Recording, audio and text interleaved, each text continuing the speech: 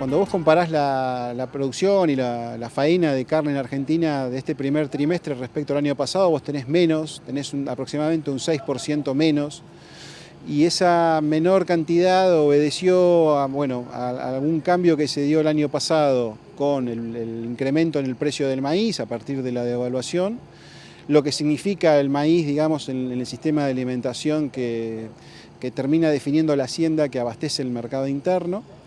Y eso fue lo que produjo de alguna manera el reacomodamiento de los precios de este principio de año, ¿no es cierto? Eso es un poco retrocediendo un poquito la explicación del reacomodamiento del precio digamos, de la hacienda, y que llega con algún delay después a lo que es el consumidor, ¿no es cierto? El IPCBA hace un relevamiento de precios minoristas y a nosotros nos da el último mes de marzo que subió un 6,4%.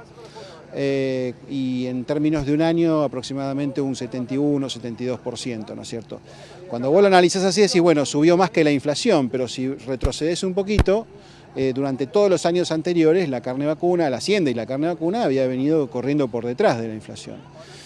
Esto en términos de consumo, cuando vos lo analizás desde de la pérdida de poder adquisitivo de la gente, se tradujo en un 14% menos de consumo con respecto al año pasado. Y yo siempre vengo marcando el mismo concepto. Cuando vos decís cae un 14%, si lo expresás en kilos por habitante por año, decís 50 kilos, ¿sí?, por habitante por año de carne vacuna. ¿Es mucho o es poco?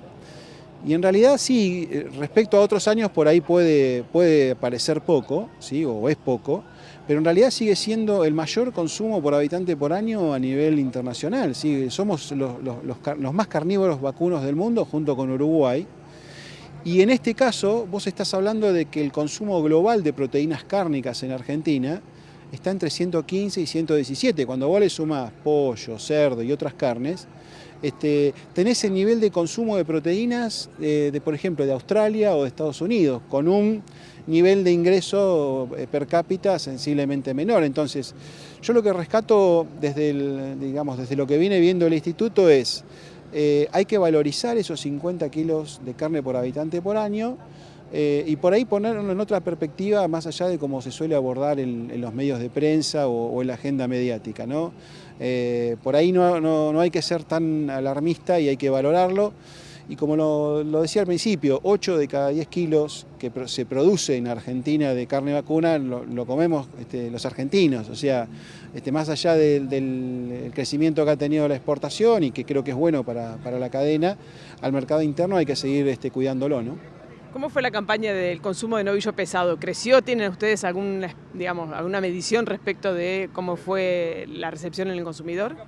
No, hay algunas métricas que justamente al tener un componente digital importante en la campaña y haber trabajado en redes sociales, mucho marketing digital, a vos te permite saber a cuánta gente llegás y, por ejemplo, si haces un video con recetas de carne de novillo, sabés cuánta gente lo mira.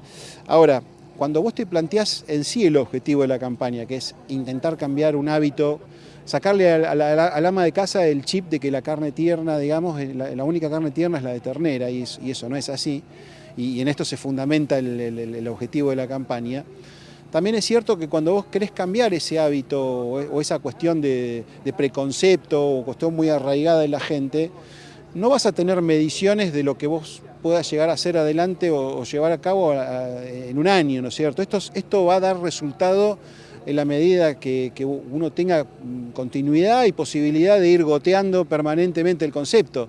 Es mucho más fácil cuando vos te planteás un cambio por ahí hoy en día en las generaciones jóvenes, ¿sí? Los centennials o los millennials. Nosotros estamos haciendo mucho estudio de mercado con las generaciones más jóvenes, porque son generaciones más abiertas, ¿no es cierto? Entonces no vienen con prejuicios o preconceptos que te relacionan tipo de hacienda con calidad de carne, y además hay mucho desconocimiento. Entonces, pensando en los segmentos más de edad más jóvenes o las generaciones más jóvenes, vos ahí tenés posibilidades, te diría, de ir modificando hábitos de consumo con más herramientas y con más posibilidades de éxito inclusive, ¿no?